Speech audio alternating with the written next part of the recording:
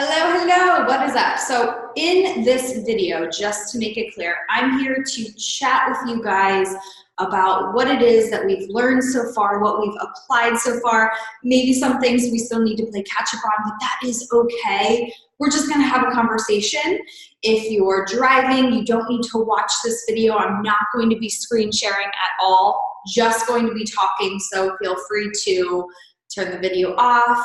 Listen to this as you're walking your dog, listen to this as you're driving your car. This is meant to be conversational, and then we can ask questions in the Facebook community, or you can simply hit reply or leave a comment, and I will get back to you as it relates to your personal business. So up until this point, we've discussed all of the foundational components initially that I want to share with you. I don't want to overwhelm you with too much information on systems, too many options on systems, because when we have too many options, we end up being paralyzed by analysis, right?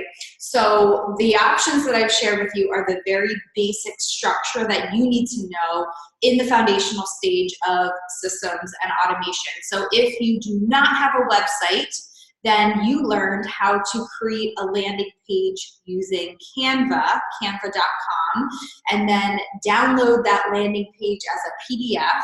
If you have any buttons or text that need to be hyperlinked, you learned that you can upload that PDF that you downloaded from Canva.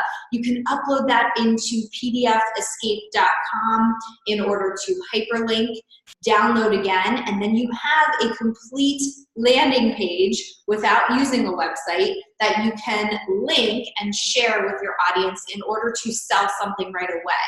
Now, in order to get a shareable link, you need to upload that landing page to a software like Dropbox or Google Docs. And then within Google Docs or Dropbox, you can grab a shareable link, and you can put that shareable link in a Facebook message, in an Instagram DM, in the bio on Instagram, in the bio on Facebook. You can put that link as the description in your cover photo on Facebook. You can put that link in LinkedIn. So you have several different places that you can now market this landing page that you have created. The content within the landing page we gathered through your brand messaging, the offer that you're applying to this course, and the target audience who you are speaking to. This can always be tweaked. It's just meant to be an initial setup for you. And then as you get to know your audience more and more, you can tweak that. That is why I'm here. That is why you have us and you have the community. Reach out from any platform. I would like to keep conversations within the Facebook community, but you can catch me on Instagram, you can catch me on Facebook. I'm happy to hop into your account if you're stuck anywhere. I don't want anybody to be stuck, right? I want you to have your landing page in place at this point in our coaching program. If you have a website, you don't need to use Canva. You can play around with Canva. It's completely free, and you can create graphics if you want to. You can bring out your creativity side if you want to, but you don't need to follow that step-by-step process of creating a landing page using Canva if you have a website. So maybe you have a Squarespace website, or a WordPress website, or a Wix website. Your website provider will offer you themes that allow you to create landing pages, and that is capable. You're able to do that within your website hosting and provider. So instead of creating your landing page in Canva, you can create your landing page within your website provider, and you can actually link those buttons right through the website. So you don't have to worry about PDF Escape. You don't have to worry about downloading and uploading PDFs and grabbing a shareable link. You can do that through your website provider. Again, most people have Wix, WordPress, or Squarespace when they go through this coaching program. If you have any questions or there's a hiccup with integration, tech integration, please raise your hand. Please let me know.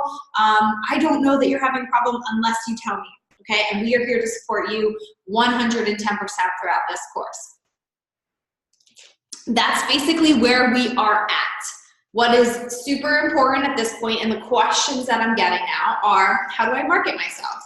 How do I know who to talk to? How do I know where and how to capture my leads? So I want you to think about whether, maybe you've worked with somebody in the past. and you've captured this lead online. I need you to reverse engineer. If you've had one client, even just one client in the past, and they said yes and they paid you and they started working with you, what was the step that they took before they paid you? Did you have a phone conversation with them? Then that's where you're reverse engineering. So in order to get somebody to pay you, you need to get them on the phone. This is typical for higher offers that are $1,000 or higher. So if you're offering a one-on-one service that is $1,000 or more of a payment, you might need to get them on the phone with you, whether an audio of some sort. It doesn't need to be a telephone call. It can be a Voxer conversation.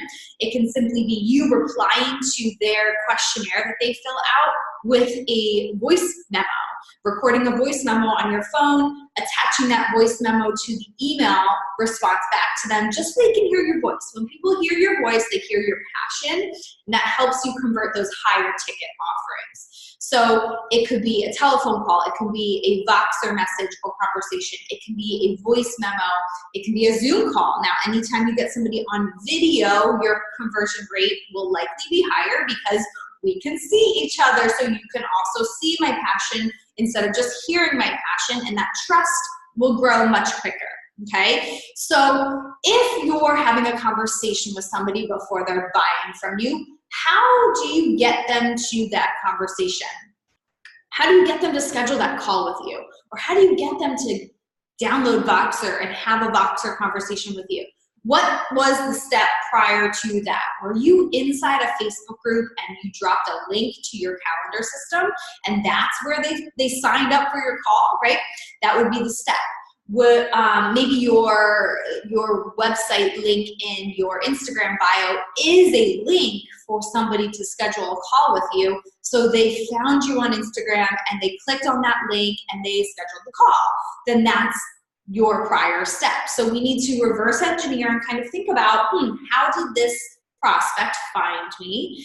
And then what did they do? What were the next logical steps that they took in order to get on the phone with me and then convert into a paying client? Prior to scheduling that call, where was I showing up? Did they find me on Instagram? Did they find me on Facebook? Did they find me on LinkedIn? Did they find me in person? Did I go to a networking event? And that's how we connected. Find that initial touch point. When you do this, when you reverse engineer multiple clients or even just one client in the beginning, or if you've never had a client yet, this is where you do trial and error. You're just going to assume at this point, you're going to do your market research, right? We need to try and understand as much as we can about our audience by knowing what their pain points are. We can understand where they might be hanging out, and we go show up in that area in order to collect that as a lead and turn them into a client. But in order to do our market research, in order to show up and really trigger these people who we know we can help, we've got to go and find them. So we need to go into Facebook groups. We need to share our passion via live video if you can. We really want to build that confidence up. If you're on Instagram stories, go live and tag me. If you post on Instagram, tag me. I will help work you through this so that we can continue to build that confidence. But the more we share about what it is that we can do and how we can help others, the more other people are going to share what we say, and we're going to build our client base. And that is where we're at now.